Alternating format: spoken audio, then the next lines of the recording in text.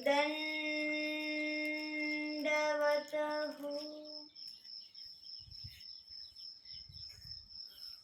थुगावी वृवेश्वरावस्ती.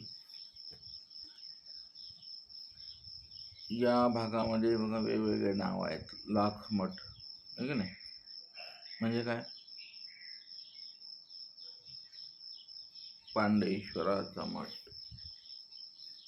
म्हणजे कोणाचा,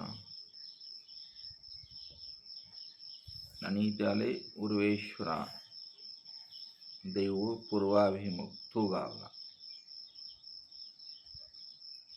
या बाबतीतलं आणखी संशोधन बाकी आहे.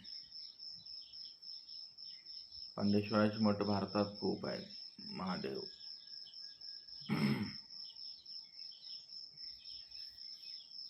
पांडवांनी निर्माण केले. पांडेश्वरी अनेक देशामध्ये आहेत, आपल्याच भारतामध्ये विविध प्रांतामध्ये आहेत. लाखेश्वर म्हणजे कोण, असं चिंतन आणखी संशोधन, म्हणजे बऱ्याचशा गोष्टी चरित्रामध्ये एक इतिहास निर्माण होतो. प्राचीन इतिहास चरित्रामध्ये आहे आपल्या, त्याची ती दृष्टी नाही आहे आपणाला. त्याला पांडेश्वर का म्हणतात, त्या प्रदेशामध्ये तिथे लाखमठ आहे ना, वाठोडा शुक्लेश्वरला. आता इथे उर्वेश्वराचं मंदिर आहे. उर्वेश्वर म्हणजे कोण, त्याला उर्वेश्वर का म्हणतात, पांडेश्वराला पांडेश्वर का म्हणतात, असं त्या त्या भागामध्ये प्राचीन कथानक आहे. तिथे हजारो वर्षापूर्वीचा इतिहास आहे. मग इतिहास हा आपला विषय नाही, आता आपलं लीळा स्मरण हा इतिहास आहे, हे नाही. आता आपण उर्वेश्वराकडे जाऊ. त्या देवळाच्या पूर्वाभिमुख जगतीशी 2 दारवंटे, एक पूर्वाभिमुख एक दक्षिणाभिमुख. दक्षिणेरी दारवंठेने सर्वज्ञ विजय केले. तेथे चौकी आसन झालं. चांगदेव भटा भिक्षा करून आले. गोसाव्याची वेळी झाली. पाहता भिक्षेचा वेळ आणि वेळेचा टायमिंग कसा आहे लक्षात येईल की स्वामींची अस्थिपरी अशी भिन्न आहे. आपण काळानुरूप त्यात बदल करून घेतो. हा आपला विभिन्नताच आहे ती, आहे की नाही. ते चांगदेव भट्ट भिक्षा करून यायचे तिसरा प्रहारी, आणि स्वामी साधारणतः 6 वाजता वेळी करायचे. लय झालं तर मोसम पाहून 7 वाजता. आता उन्हाळ्यामध्ये 7ला दिवस मावळत समजा, आणि तीच वेळी करायची भिक्षा मागून आलेली. गोळा झाला विडा ओळगवला, पहुड झाला उपवड झाला. पहाटाची उत्तरेल जगतीशी खिडकी. त्या खिडकी म्हणलं की तुम्हाला सगळ्या खिडक्या आठवल्या पाहिजे. जगतीला खिडकी आहे, उत्तरेल खिडकी. डोमेगामी राजमठी महाराज. कसं आहे ते भजन, शिरताज. तिथे आहे बघा, तांबूळ ज्या खिडकीशी, आहे की नाही. तिथे अशा किती खिडक्या आहेत. खिडकीचं अवलोकन करणे, अशा बऱ्याच खिडक्या तुम्हाला पूर्ण चरित्रामध्ये दिसतील. त्या चिंतन करायच्या, आपण आठवायच्या. आपल्या मठाच्या खिडकीला उभं राहून आपण ती खिडकी आठवायची. मेरे सामने वाली खिडकी में, असं ते ऐकायला आठवावं लागतं आपण. खिडकी अशा अद्भुत खिडक्या आहेत चरित्रामध्ये, स्वामींना ज्या आवडायच्या खिडक्या. तर ती खिडकीहून उत्तरे परिश्रया स्वामी विजय करतात. म्हणजे खिडकी म्हणजे किती असेल ती, उंच 5 ते 6 फुटाची खिडकी अशी. त्याला दरवाजा कडी कोंडा त्या लेवलचा. असं का बरं असतं, हा तिकडला इतिहास आहे, हा सांगता येत नाही, आहे की नाही. जे आपला चरित्र अभ्यासताना तुम्हाला प्राचीन इतिहास, वैदिक इतिहास, सामाजिक इतिहास, सांस्कृतिक इतिहास असे सगळे इतिहासाचा अभ्यास करावा लागतो, जे होतो आपोआपच. मग त्या दृष्टीने या चरित्राची शोधणी आणखीन झाली पाहिजे. भाषाचा संशोधन असे अनेक विषय असतात. व्यक्ती स्वभाव संशोधन, तत्कालीन व्यक्तींचे स्वभाव असे जाऊ, तो असा विषय तिकडला गेला. आता इकडे खिडक्या म्हणलं की जगदीशीच खिडकी का आहे, उत्तरेला बाजूलाच का खिडकी ठेवतात, म्हणजे हा कुठला वास्तुशास्त्राचा अभ्यास आहे या चरित्रामध्ये. आणि आपली बरीचशी मठं नंतर अशी हेमाळपंथामध्ये अहिल्यादेवी होळकरांनी त्या सुधारणा करून घेतल्या. तिथे कळस नाही तिथे कळस बांधला, जिथे काही व्यवस्था नाही तिथं ती व्यवस्था केली, वगैरे वगैरे गोष्टी त्या पुन्हा ॲड होत गेल्या त्याच मठामध्ये. गव्हर्नमेंट बदलत गेले, राजकीय समीकरण बदललं, तसे तसे आपले मोठे मंदिर बदलत गेले. तत्कालीन राजकीय अराजकता पाहून आपल्या पूर्वजांनी जे स्थानं ताब्यात घेतली ती अतिशय धोरणाने, कुशळतेने, निगोतीने घेतलेले आहेत. ते एक हिंदूचं मंदिर ताब्यात घेऊन दाखवा तुम्ही, शक्य आहे का ताबा मिळवणं वगैरे. तो एक इतिहास आहे आपला. असे पैलू या चरित्रामध्ये पाहायला मिळतात. तर सर्वज्ञ आता मग तुम्हाला काल सांगितलं की परिस्थिती सारणं आलं की उदकाचा विनियोग व्हायचा, तो आता चांगदेव भट्ट करतायत. मग ती पांढरी माती असेल किंवा माती हातात देणे, त्यावेळेला काय साबण नसेल ना, किंवा राख साठवून ठेवणे, राखेनं हात धुवायचे स्वामी.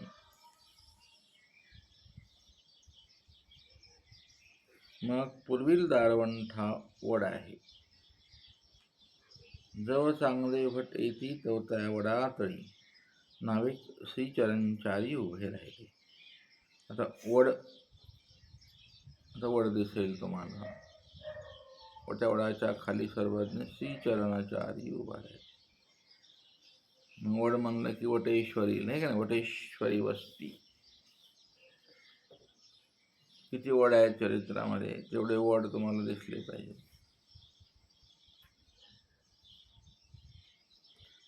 दादोसांना वडेश्वरालाच भेटले ना आहे की नाही, असं अनेक वड आहेत.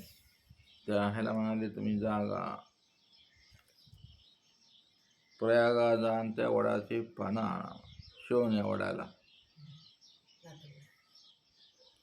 असे आठवणीतले वड, आणि ते वड स्वामींना आठवायचे. त्या वडाखालीचे स्वामी, अशी एक डॉक्युमेंटरी चालेल. वड म्हणलं की वडच दिसते सगळे महाराष्ट्रातले.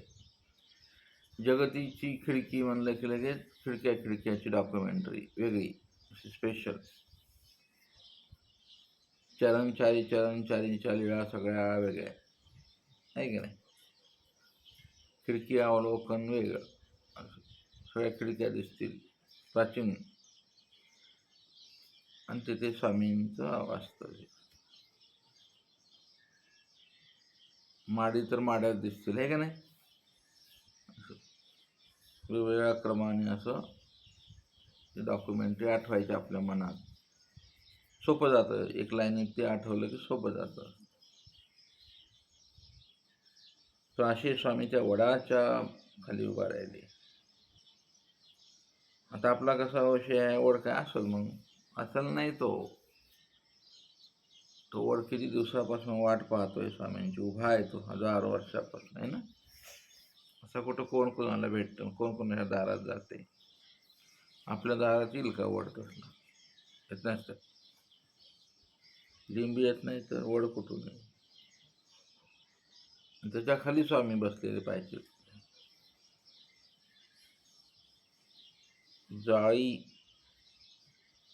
भारंबा असं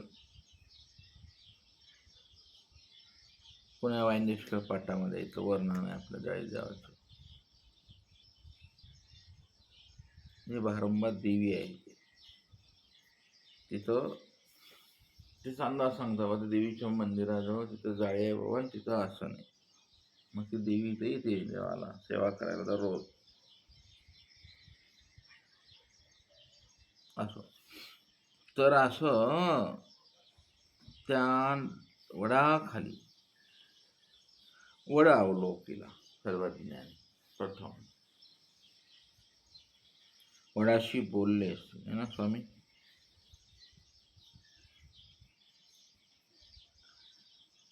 आता ते स्मरणात मोळ करायचे तुम्हाला. मग स्वामींच्या चेहऱ्यावर काय भाव असतील त्या मौन बोलणार. माणसाच्या बोलण्यात आता काही अर्थच राहिलेला नाही की नाही सध्याच्या काळामध्ये. एक आपण एक बोलावं ते एक बोलतंय. आपल्या भावना वेगळ्या, आपली श्रद्धा वेगळी, पुढलाचा विचार वेगळा, त्याची श्रद्धा वेगळी, त्याला समज वेगळी. म्हणजे पशु पक्षी प्राणी झाडांना बोलणं खूप चांगलं वाटतं हल्लीच्या काळामध्ये आहे ना. ते काय प्रत्युत्तर देत नाहीत, पक्षी प्रत्युत्तर देत नाहीत. स्वामी पक्ष्यांशी बोलले की नाही झाडाखाली. ससा बोलला स्वामी, तो साप बोलला. ते एका शब्दात केलं की सगळं वाक्य होऊन जातं त्याचं आहे का नाही. पक्ष्यांचं नॉलेज, पक्ष्यांची भाषा, किती मोठं साहित्य आहे ना भारत देशामध्ये. कोकिळा कुई कुई करते. चातक पक्ष्यानं रात्री वास पाहिले असेल आहे की नाही. उदयल्या मेघाची वास आहे की नाही. हे असं सगळं विविध विविध वैविध्य आहे आपल्या चरित्रामध्ये. केवळ हा पंथीयच ग्रंथ नाहीत, असं वैविध्याने नटलेलं फार मोठं साधन सामुग्री आपण आपल्या चरित्रात आहे. करा आता तुम्ही पुढच्या पिढीमध्ये, तुम्हाला सगळं करून ठेवले, करा तुम्ही संशोधन.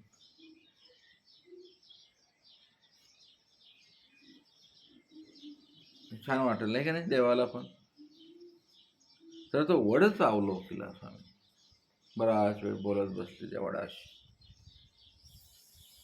काय बोलले असतील मायमट सगळं सांगायला तयार नाही तुम्हाला.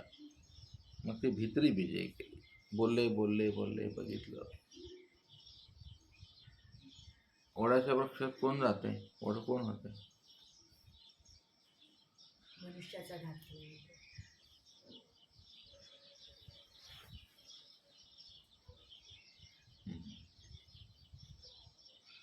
रुद्रपूर चरित्रात 8वा.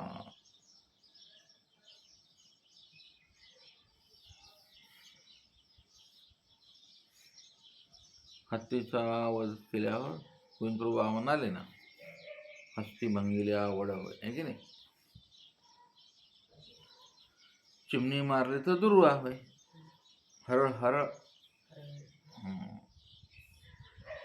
मग परमार्गातल्या वेगवेगळे मागं सांगितलं. परमार्गात कोण होत तसलं ते वेगळे, इथलं वेगळं असतं. ते इथले शोभानं मिळणाऱ्या येवणीत वेगळे असतात. आता तोही विषय सर्वज्ञांच्या ह्याच्यात बंद झाला. शोभाचं कामच ठेवलं नाही देवाने. गेलेलेच आहेत ना अगोदरच. तमानी रजानी एक विकल्पाने गेलेलेच आहेत ना. त्यांना काय काही गरज आहे का त्यांना चतुर्विधीला जायला. काही प्रॉब्लेम नाही. स्वामींचा रस्ता मोकळा झालेला. शोभायचं कामच ठेवलं नाही.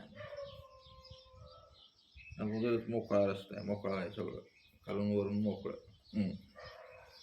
बंधन नाही, विधीचं नाही, अनुज्ञेचं नाही, आज्ञेचं नाही, काहीच नाही. सांगवली विकल्प अंगवला. विकारा बरं हे तिन्ही ठीक आहे. त्याच्या पलीकडे अंगवत बसतो हा. प्रकृती असते आहे की नाही आपली. तामस सदा 440 व्होल्ट आहे का नाही. डोक्यात, डोळ्यात, शब्दात. कसा जीव आहे.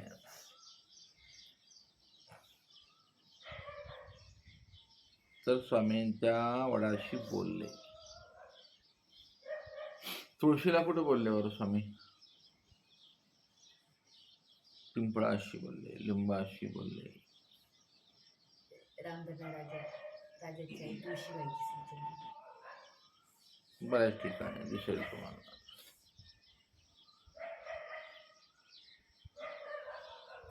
हा चिंतनाचे विषय आहे. हे वेगळं चिंतन तुम्हाला करावं लागेल.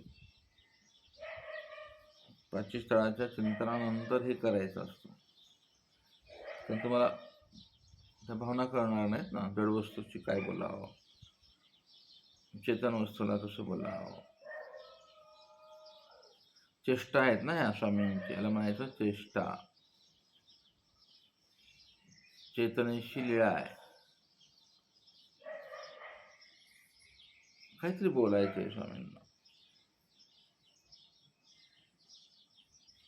मोठा आहे तो म्हणजे मोठे बाबा वगैरे वगैरे काय असेल ते. अवघडच आहे की नाही. स्वामींनी बघितलं, बोलले, अवलोकन केलं. उदास होऊन स्वामी मध्ये गेले. आसन झालं. पूर्वील दारवंटीने विजय. रामा लिंगाचा देवळी वस्ती, ब्राह्मणाचा दधीभात आरोग्य. रामा नावाचं गाव आहे. तिथे गावापश्चिमी काटेतळी नाविक आसन झालेलं आहे सर्वज्ञान. आणि तिथे लिंगाच्या देवळी आसन झालं. एक ब्राह्मण लिंगाशी आला. तो कसा आला मग आपण कल्पना करायची. काय असतं ब्राह्मणाच्या हातात? ते सगळं सामान आला. ते बघितलं स्वामींना. अरे म्हणाले कोण आहे? आला, दंडवत घातला, विनंती केली आणि जी आरोग्याने विजय. आणि त्या ब्राह्मणाशी काय बोलले असतील सांग. स्वामी म्हणतात चला ठीक आहे मग चला. गोसावी मानलं. मग त्याने दधी भाताची आरोगणा दिली. विडा ओळखवला. चांगदेव भट्टा प्रसाद झाला. ते एकट्या जीवासाठी स्वामी तिथे गेले. आता मग लिंगाचा देवळी वस्ती झाली. उदयाची गणेशाचा साधा नाविक आसन झाले. गणेश मूर्ती आहे ते आहे की नाही. गणेश साधा.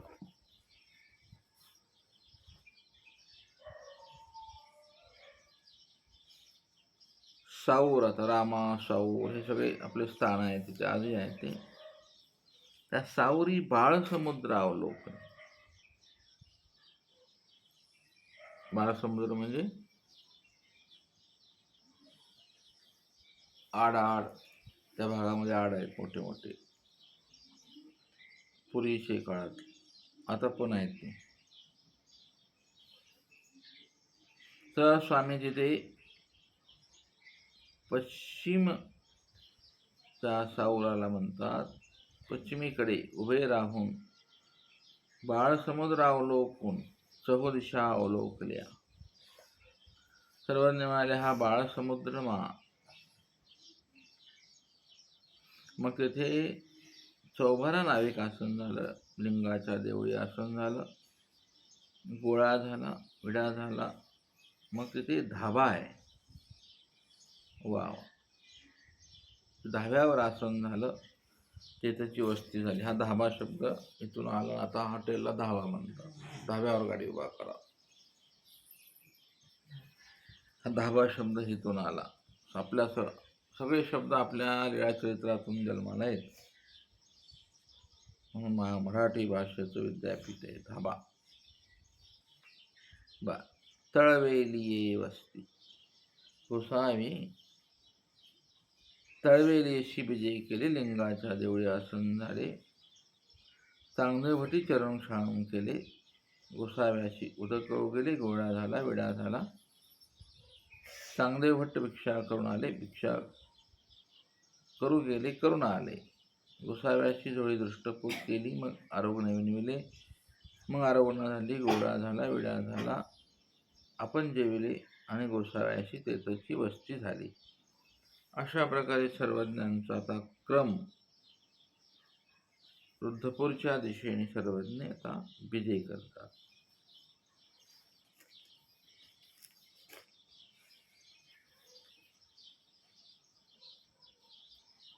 दंड